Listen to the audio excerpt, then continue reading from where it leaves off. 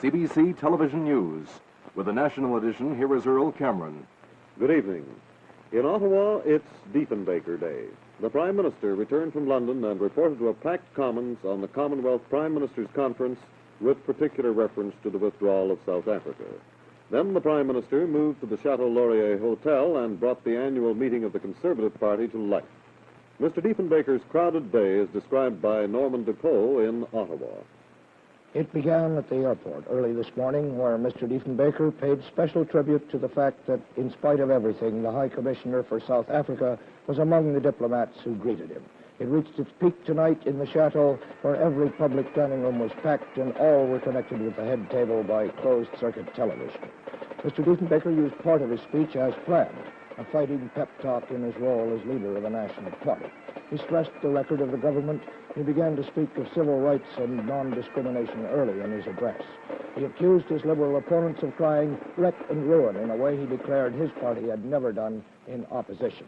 He derided speculation about an early election, but he left the question open. Still, his main theme, and the one the delegates obviously wanted to hear most about, was the decision of South Africa to withdraw her application for continued membership in the Commonwealth after next May 31st.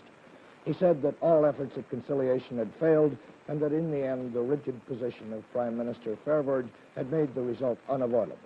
He also had a message for South Africa. As far as we are concerned in Canada, the people of South Africa, I say this, that we were carrying out internationally within the Commonwealth the policies which we had adopted for Canada and represented our viewpoint in Canada in the culminating in the Bill of Rights. And I say this,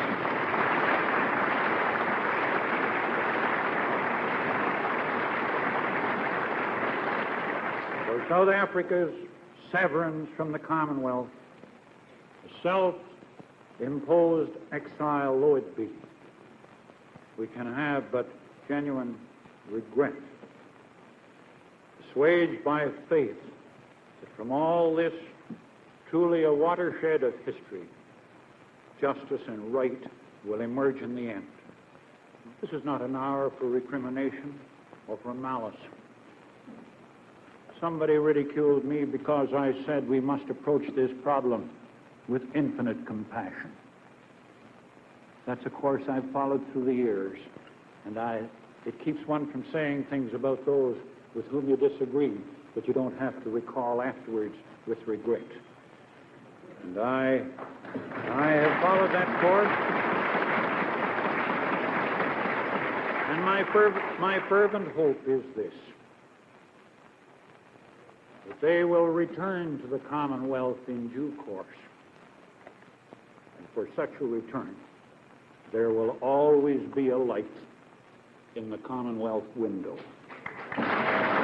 Diefenbaker made his formal report to a House of Commons whose galleries were more packed with people than at any time in recent memory.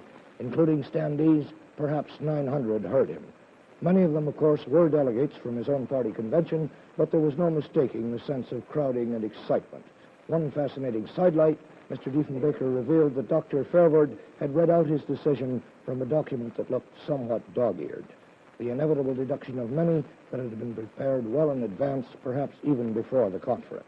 Liberal leader Lester Pearson agreed that the result had been unavoidable, but warned that it held future risks for the Commonwealth.